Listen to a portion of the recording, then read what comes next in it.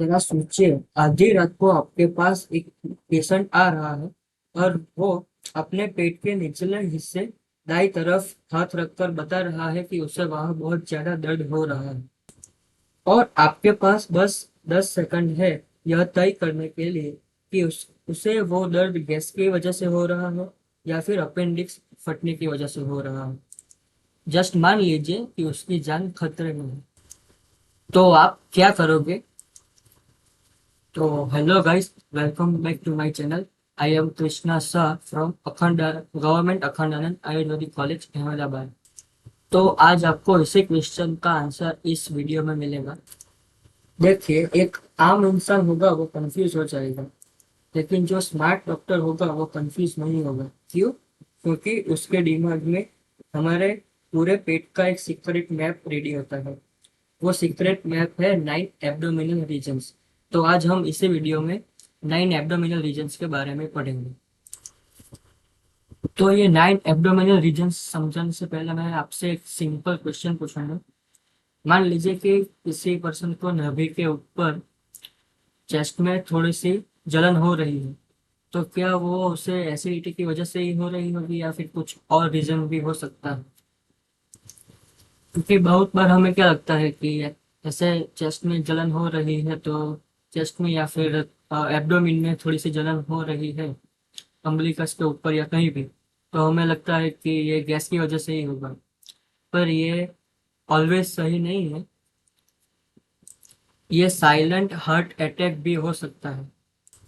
Actually हमारे पेट के अंदर कौन सा अंग कहाँ छुपा है और किस हिस्से का दर्द क्या इशारा करता है, उसे समझने के लिए हमने हमारे जो एब्डोमेन है उसको हमने 9 पार्ट में डिवाइड किया है।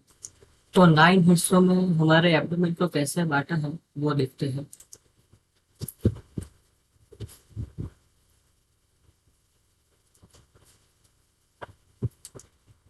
तो देखो, मतलब हमारे पास क्या होता है, टोटल 4 प्लेन होते हैं।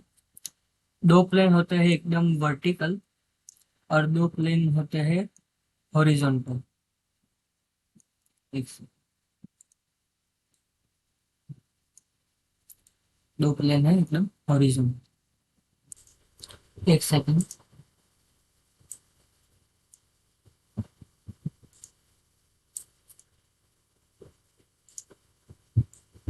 ये हॉरिजॉन्टल। तो ये दोनों जो वर्टिकल लाइन है, ये और ये पास करती है हमारे क्लेविकल के मिडल पॉइंट से। तो इसे हम बोलते हैं मिड क्लेविकुलर लाइन, जो ये यहाँ पर दिखाई हुई है। एक है राइट मिड क्लेविकुलर लाइन, एक है लेफ्ट मिड क्लेविकुलर लाइन। उसे आप मिड क्लेविकुलर लाइन बोल लो या फिर मिड क्लेविकुलर प्लेन बोल लो, दोनों सेम ही है। दूसरे 2 प्लेन होते हैं वो हॉरिजॉन्टली होते हैं। एक पास करता है L1 वर्टिब्रा से और एक पास करता है L5 वर्टिब्रा से। और वर्टिब्रा कहाँ होते हैं? हमारे बॉडी के पीछे की तरफ, मतलब L1 वर्टिब्रा से पोस्टीरियर साइड और L5 वर्टिब्रा से पोस्टीरियर साइड। और एंटीरियर साइड वैसे ही होता है। तो ये जो ऊपर वाले जो है प्लेन है, वो एंटीरियर पास करता है 9 कोस्टल कार्टिलेज से। समझे? तो हमारे पास टोटल 4 प्लेन है, 2 हॉरिजॉन्टल 2 वर्टिकल। 2 वर्टिकल प्लेन है वो हमारे क्लेविकल के मिड पॉइंट से पास करती है, और ऐसी वो 2 है, इसीलिए इसे हम बोलते हैं एक एक होती है राइट और एक होती है left. Right mid clavicular plane और लेफ्ट मिड क्लेविकुलर प्लेन। वैसे सेम होती है हॉरिजॉन्टल प्लेन, जो कि एक पास करती है L1 L1 वर्टिब्रा से पोस्टीरियर साइड पर, और दूसरी पास करती है L5 वर्टिब्रा से पोस्टीरियर साइड पर। और एंटीरियरली जो L1 से पास करने वाली प्लेन है वो पास करती है 9 कोस्टल कार्टिलेज।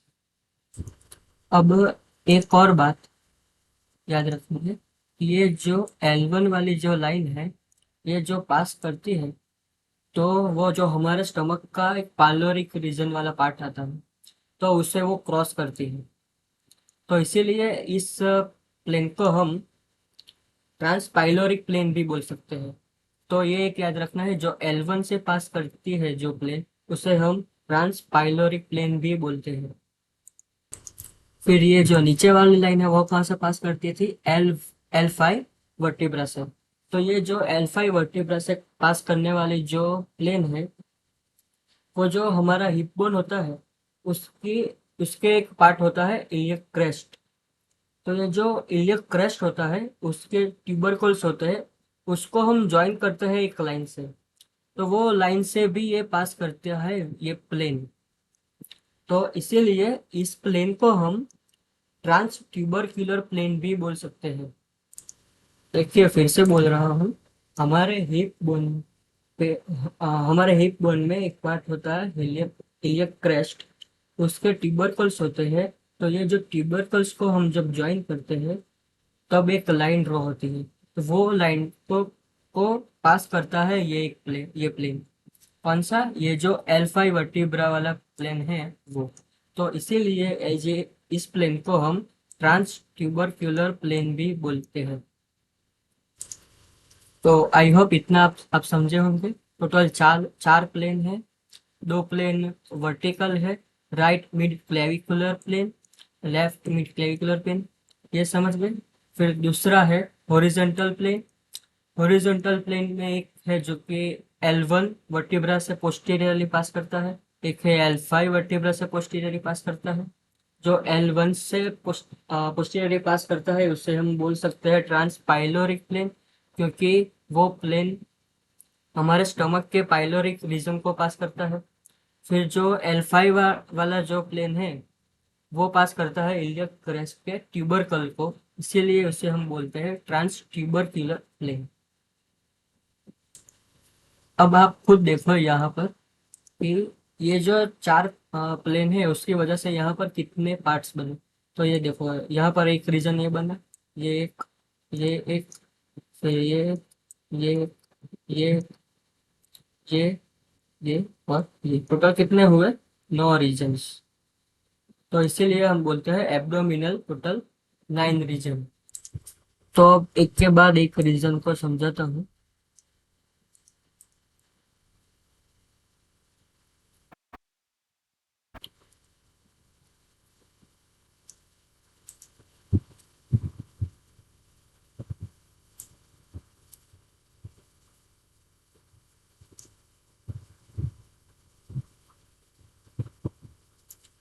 और उस रीजन में कौन सी बीमारी हो सकती है वो देखते हैं। तो हमारा सबसे पहला रीजन है राइट हाइपोकॉन्ड्रियम।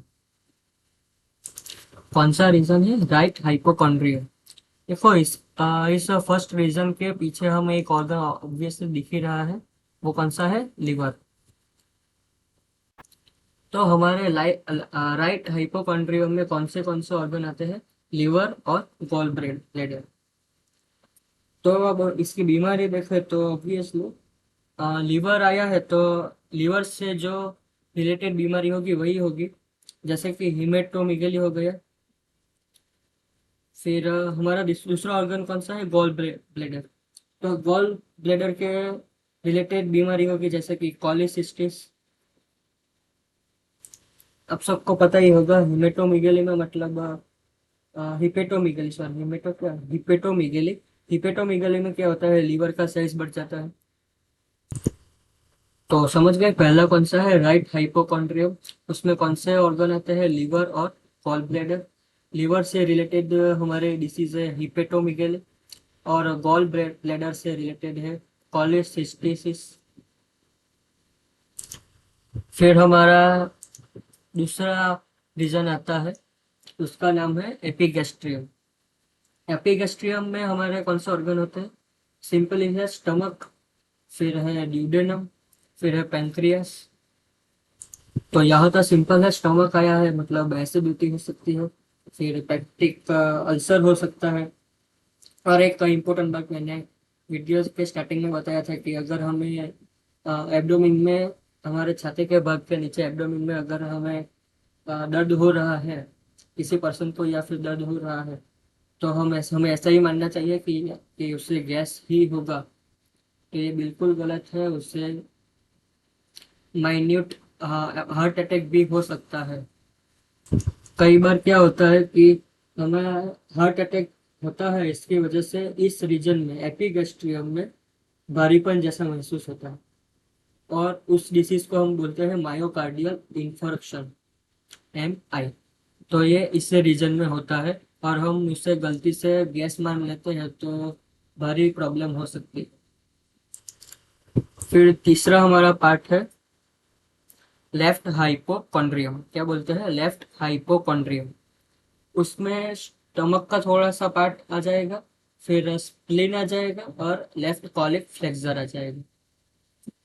और उसके डिसीज की बात करें तो स्प्लीन है तो स्प्लिनोमीगेली, जैसे कि आगे आगे मैंने बताया था हिपेटोमीगेली, वो लीवर में था। लीवर में कौन से पार्ट में? फर्स्ट रीजन में। लीवर कौन से रीजन में आता है? First region of abdomen, right hypochondrium में। ये स्प्लीन किस में आता है? लेफ्ट हाइपोकॉन्ड्रियम में। तो उसका कौन सा डिसीज हो सकता है? स्प्लिनोमीगेली। और दूसरा हमारा हमारे पास है लेफ्ट कॉलिक फ्लेक्सर, और स्टमक का थोड़ा सा पार्ट है। और एक और बात है, स्टमक है तो स्टमक की जो हमारे अंदर की लेयर होती है उसमें थोड़ा सा इन्फ्लामेशन हो जाता है। तो वो जो इन्फ्लामेशन मोस्ट ऑफ टाइम दिखता है तो वो इसी रीजन में दिखता है। Third part left hypochondrium. तो अभी तक हमने कितने रीजन देखे? Right hypochondrium, epigastrium, left hypochondrium. Right hypochondrium में कौन से ऑर्गन थे? लीवर थे, गॉल ब्लैडर था।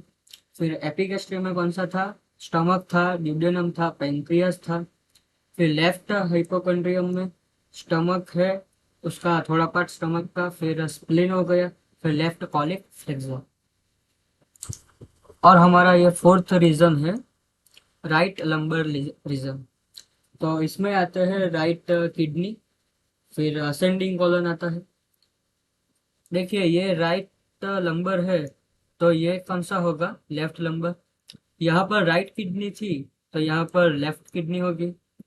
यहाँ पर असेंडिंग कॉलन है तो यहाँ डिसेंडिंग कॉलन होगा। तो यहाँ पर डिसीज कौन सा हो सकता है? एक तो किडनी स्टोन, मतलब रीनल कैलिक्यूली हो सकती है। फिर ये बीच वाला ये रीजन है, इसे हम बोलते हैं अम्बिलिकल रीजन।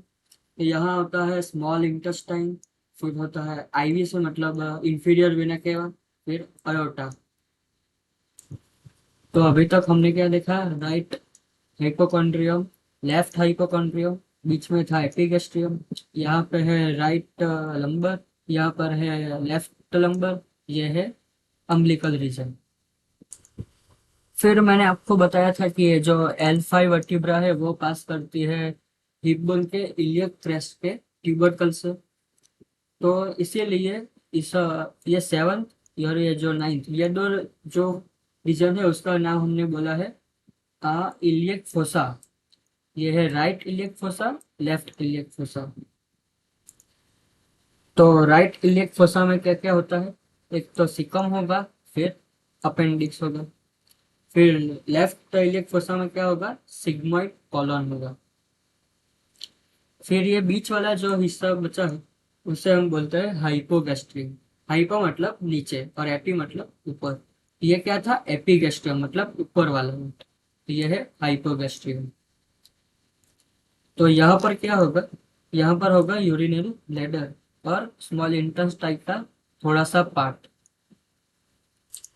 और वीडियो के स्टार्टिंग में मैंने आपको बताया था कि एक पेशेंट आया है आधी रात को, और उसे आ, निचले दाहिने हिस्से में बहुत ज्यादा दर्द हो रहा है। तो उसे जानना है कि ये गैस ही है या फिर अपेंडिक्स फट गया है उसकी वजह से है। तो ये जो अपेंडिक्स की जो सूजन होती है उसे हम बोलते हैं एक्यूट अपेंडिसिटिस। तो वो जो उसका जो दर्द होता है वो होता है ये सेवंथ वाले पार्ट में, राइट इलियक फोसा वाले पार्ट। और जो पेल्विक इन्फ्लामेटरी डिसीज है, फिर यूरिनरी ट्रैक्ट इन्फेक्शन है, वो सब होता है ये एट्थ वाले रीजन में, हाइपोगैस्ट्रियम में। तो आई आई आई होप ये जो 9 रीजन है आपको मैंने बताया वो आपको याद रह गए होंगे।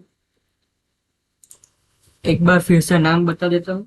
Right hypochondrium, left hypochondrium, epigastrium, right lumbar, left lumbar, umbilical reason,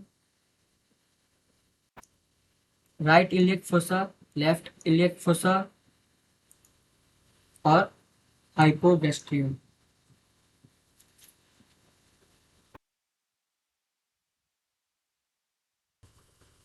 तो आज के वीडियो में यही था। एक जल्दी से रिकैप दे देता हूँ ताकि एक बार रिवीजन हो जाए। तो देखिए, abdomen is divided into 9 regions by 2 vertical और 2 हॉरिजॉन्टल प्लेन। ये मैंने फ्लो चार्ट के फॉर्म में भी दिया है। फिर उसके नाम लिखे हुए हैं, ये आप देख सकते हैं। सब कॉस्टल प्लेन मतलब वही जो वर्टिकल, सॉरी, जो हॉरिजॉन्टल प्लेन में जो L1 था वो। फिर है ये टोटल 9 रीजन के नेम दिए हुए हैं। Right hypochondrium, left hypochondrium, epigastrium, right lumbar, left lumbar, umbilical region, right iliac fossa, left iliac fossa और हाइपोगैस्ट्रियम। और फिर कौन से ऑर्गन आते हैं वो भी यहाँ दिए हुए आप देख सकते हैं। तो आई होप आपको समझ आया होगा आज मैंने जो बताया वो। और अगली बार जब भी पेट में दर्द हो या फिर ऐसा कुछ हो, तो फिर फैमिली में कोई किसी को कहाँ कहीं पर दर्द हो, तो आपको समझ में आ जाएगा कि ये किस ऑर्गन की वजह से हो रहा है। तो थैंक यू वेरी मच।